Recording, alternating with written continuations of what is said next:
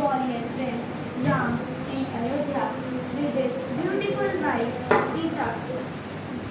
Due to some reasons, Ram left Ayodhya with wife Sita and brother Lakshman to the forest for 14 years. One day Sita saw a golden deer and asked Ram to catch it. Ram went to catch the deer. But it was around Sita and went to find Ram. But the golden deer was a trap by the terrible demon Ravan, the king of gold Lanka. Seeing Sita no, Ravan disguised himself as a human and kidnapped Ram and Lakshman return. They find that Sita is missing. So, with the help of Hanuman and his monkey army, they went to Lanka to find Sita. And then the great battle has been started. Ram killed Ravana, and finally Sita and Ram have been mated together. The moral of the story is good will always win over evil.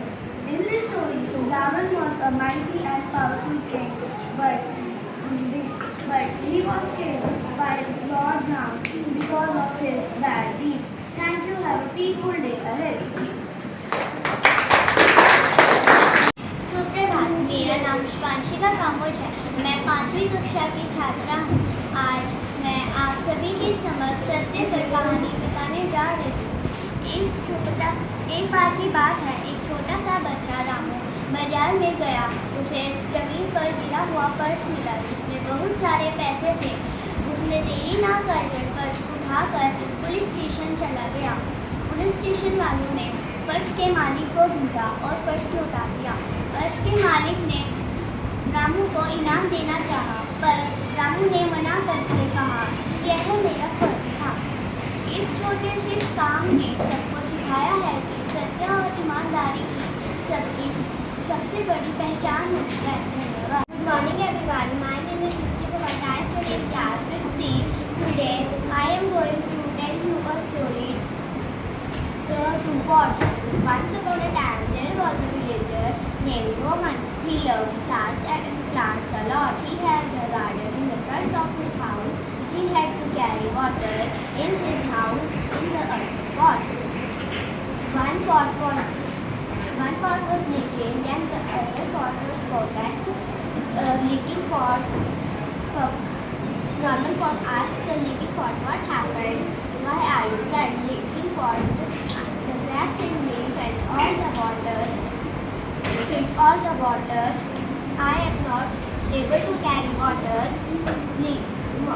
Normal pot, yes, you are right. You are broken and you are not of any use. Leaking pot felt very bad. He felt very ashamed. Normal pot tell them you are changed with the new one. Thank you. मेरा नाम श्वेता नक्शा 5वीं की छात्रा हूँ। मैं आज आपके समक्ष एक कहानी प्रस्तुत करने जा रही हूँ जिसका विषय है माँ की प्यारी सी। चेतन अपनी माँ के साथ एक गैरेज के घर में रहता था। वह अपनी माँ का सदा कहना मानता था। उसको पकवान खाना बहुत पसंद था। उसकी माँ ने एक दिन उसके लिए ढेर सारे कुकीज बनाकर बड़े से जार में रख दिए और वह बाजार चली गई। वह बाजार जाने से पहले वो चेतन से कह गई थी कि अपना गृह कार्य समाप्त करके आप कुकीज खा सकते हो। वह अपना गृह कार्य समाप्त करने से ही पहले कुकीज खाना चाहता था। वह एक बड़े से स्टूल पर चढ़ गया और जार के अंदर हाथ डालकर कुकीज निकालने की कोशिश की, लेकिन वह उसका हाथ नहीं जा सका और उसकी माँ बाजार से लौट आई और वह जोर से हंसने लगी। उसने कहा एक या फिर दो कुकीज निकालकर अपना हाथ निकाल लो। उसने अपनी माँ का कहना मानकर एक या फिर दो कुकीज निकाली इन दो मूवीज में कार्यक्रम हर बार निकाल दिया। चेतन की माँ ने कहा कि तुम्हें इससे क्या सीख मिली? चेतन ने कहा कि मुझे इससे ये सीख मिली, लालच नहीं, हमको लालच नहीं करनी चाहिए। धन्यवाद। Hello, my name is Atul from class 8C. Today I told you a short story titled A True Friend. Once there was two friends, a squirrel and puppy. The squirrel, they lived and played together. The squirrel was very sporty and always won the game. The puppy felt bad and thought it is not due. Once they started raining heavily, the squirrel was very sprite. He started anti, but suddenly he lost his balance and fell in the rainwater. He called his friend puppy for help them. The puppy came and helped his friend. The squirrel was thanked his friend for saving his life. Moral: always we have confidence in ourselves. Education and always is unique. Thank you. सुप्रभात, मेरा नाम Nancy है। मैं तीसरी कक्षा की छात्री हूँ। आज मैं आप सबको चिड़िया और मधुमक्खी की कहानी सुनाने जा रही हूँ। एक बार एक चिड़िया ने मधुमक्खी से पूछा, तुम इतनी मेहनत से शहद बनाती हो, हर इंसान तुम्हारे शहद को चोरी कर लेते हो, क्या तुम्हें बुरा नहीं लगता है? मधुमक्खी ने जवाब दिया, नहीं, कभी नहीं। एक इंसान मेरे शहद को तो चुरा सकता है, लेकिन मेरी कला का उसे कभी नहीं चुरा सकता है। शिक्षा, हमें अपने आप पर भरोसा करना चाहिए। धन्यवाद आपका। मेरा नाम है, मैं कक्षा 3 का छात्र हूँ। आज मैं आप लोगों के समक्ष एक कहानी प्रस्तुत करना चाहती हूँ, जिसका नाम है प्रयास करो तमाशा मत देखो। एक गाँव में आग लग गई। आग बढ़ती जा रही थी। गाँव वाले अपनी जान बचाने इधर उधर भाग रहे थे।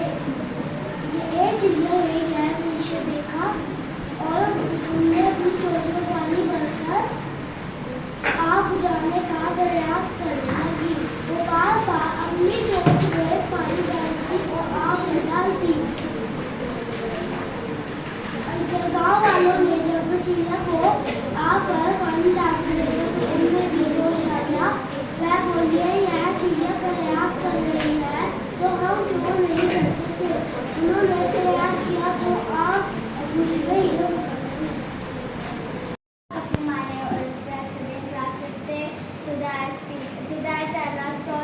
Topic is power of the teamwork. Once upon a time, there was an auntie. Aunt name is Candy. She was always stored food for her colony. And one day she found the big piece of the bread. She was very happy, and she. Greetings of the day. My name is Ishan from class 5A. Today I am present here to speak the story. The topic of the story is change of person. So let's start. There was a person who is so poor and didn't know how to study. But he loved drawing, paintings, things and faces, etc. मेरा नाम काव्य है। शहीद से कवि हूँ। आज मैं आप सबको एक कहानी सुनाने जा रही हूँ। इसका शीर्षक है समय का काल सदुपयोग चाहिए। एक घर में दो भाई रहा करते थे। एक का नाम था रिंकी, दूसरे का नाम था सोनू। रिंकी बहुत समझदार और होशियार थी, पर उसका भाई सोनू लापरवाह और आलसी था।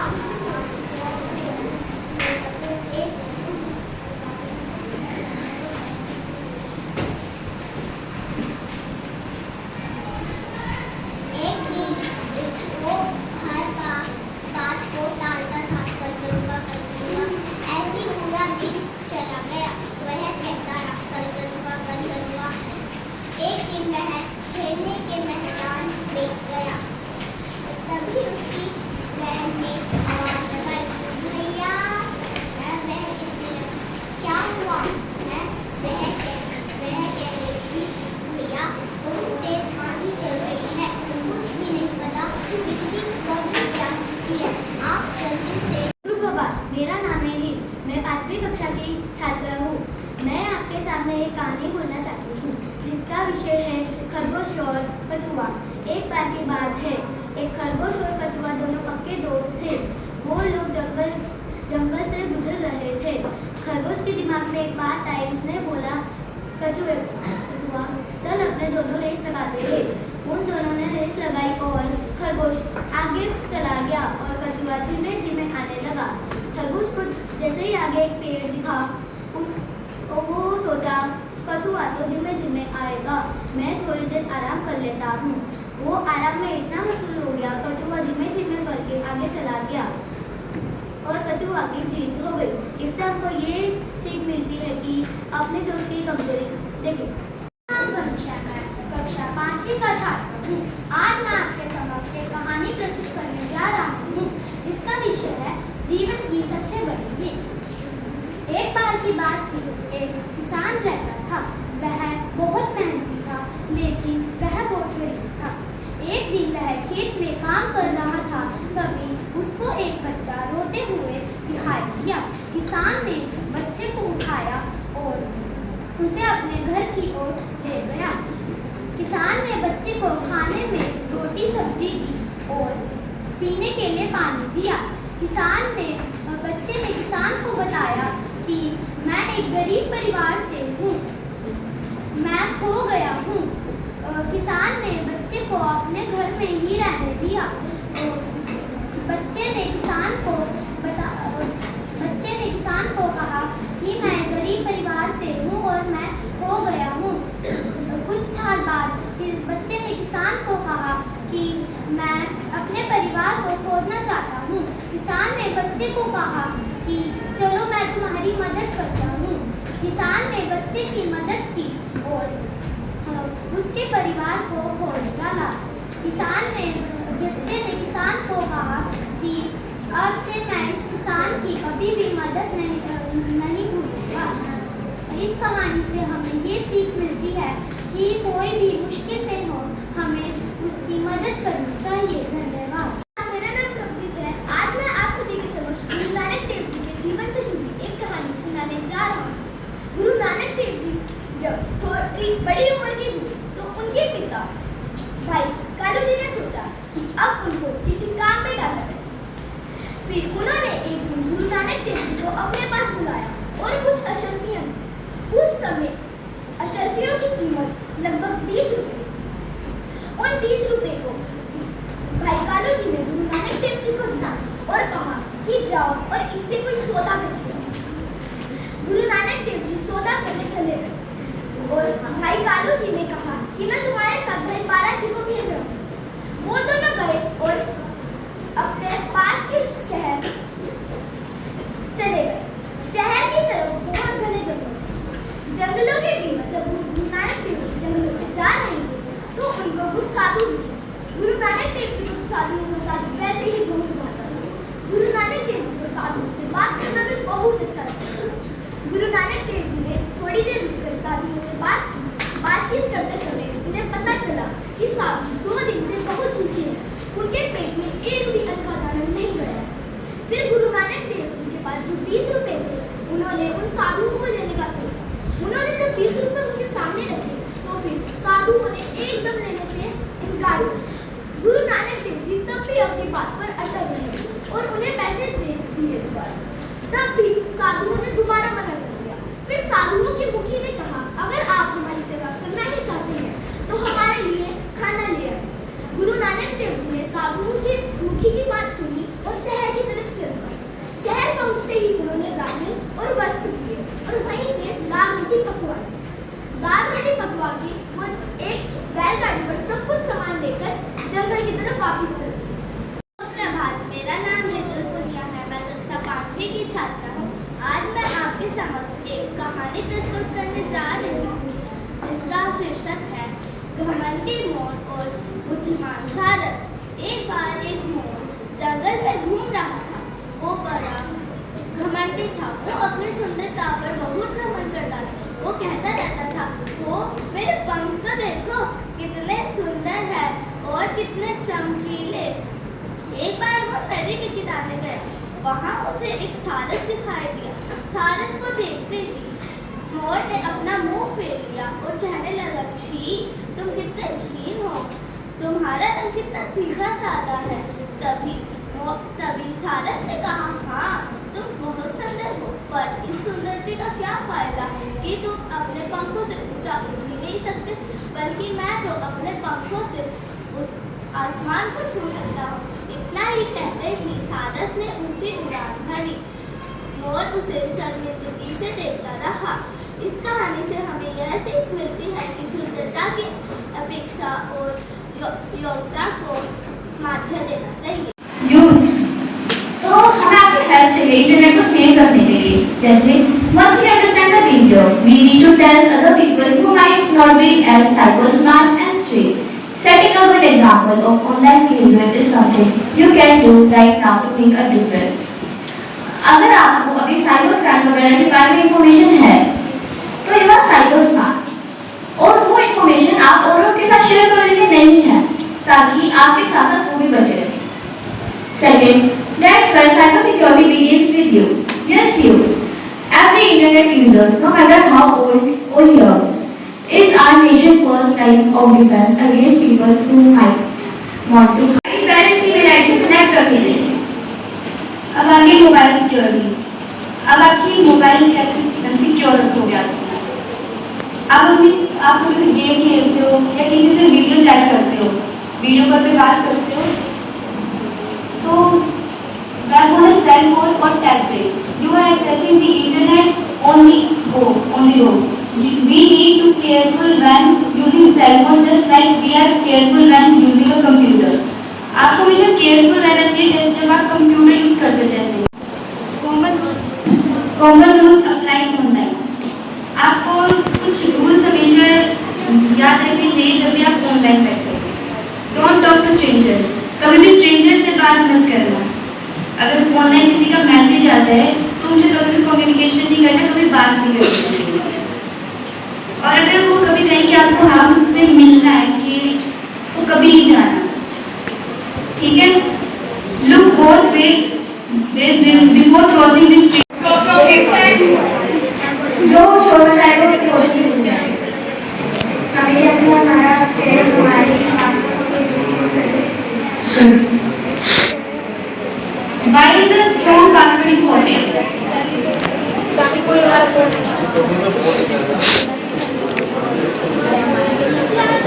Because no one take our password.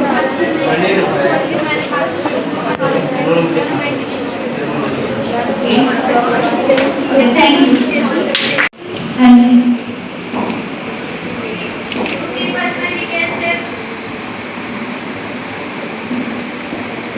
ठीक है, पर्सनल इंफॉर्मेशन है to protect your personal information, ताकि आपकी कोई पर्सनल इंफॉर्मेशन है वो ना चुरा सके, ठीक है।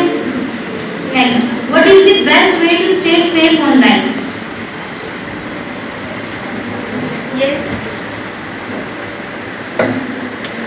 Not to use any website or app without your permission. Okay, good. Next, what is the secret code to lock or unlock something?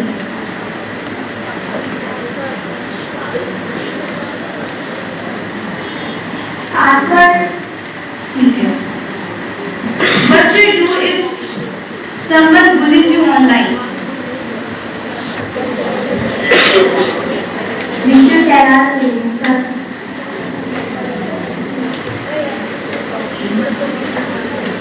Or you can complain also. Report कर सकते हो।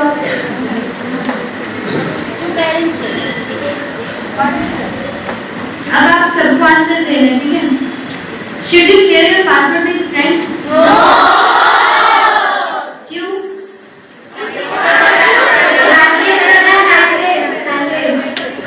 people who search online for other people in order to use, control or harm them in some way. ये आपकी personal चीजें देखते हैं और आपको हार्म करते हैं। और cyber bullying is an electronic posting or forming scripted messages about a person often privately. Bullying क्या होता है? किसी को परेशान करना, ब्लैकमेल करना। Yes. तो साइबर बुलिंग को अगर हम रिलेट करें तो इसका क्या मतलब आएगा?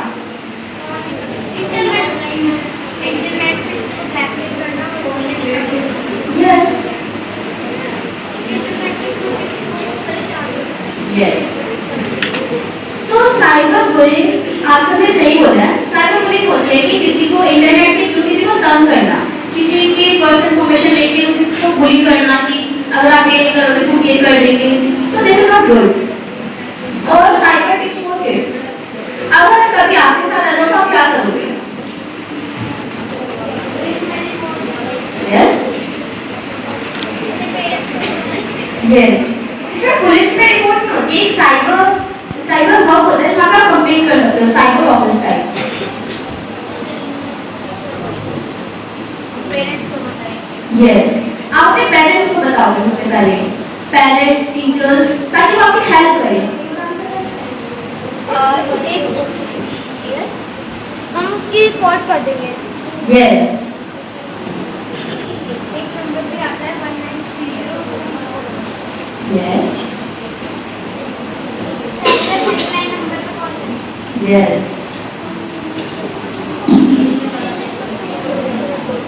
यस। वैसे तो सारे पॉइंट सही है जो आप सबने बोले हैं।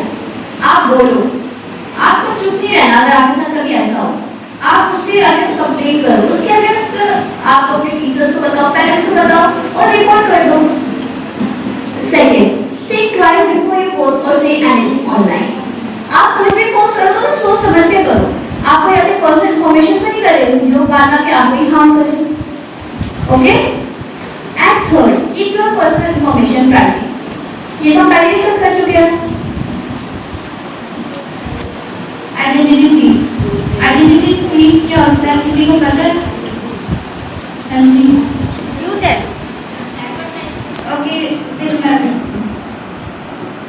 Identity thief is the illegal use of someone else's personal information to steal money or credit.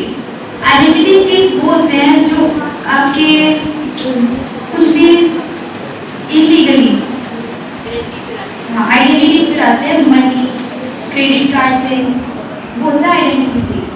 हम अपने डाटा वगैरह को कैसे बचा सकते हैं, क्योंकि आज के टाइम में फ्रॉड वगैरह तो बहुत है। तो साइबर स्पेस होता है कि जहाँ पे हम इंटरनेट वगैरह यूज करते हैं, जैसे cyber space is anything that has to do with the internet. आप यूट्यूब वगैरह चलाते हो तो वो भी तो इंटरनेट के थ्रू चलता है। और जैसे कि we use the internet to communicate and stay connected to our family और फ्रेंड्स। व्हाट्सएप यूज करते हो सब? तो वो किसके थ्रू होता है? तो साइबर स्पेस। और गेम्स वगैरह साइबर स्पेस। अब हमें इसे प्रोटेक्ट क्यों करना है? कोई आंसर देगा?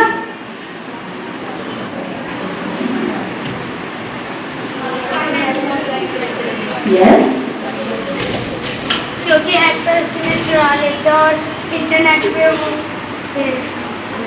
वायरस कर देते हैं।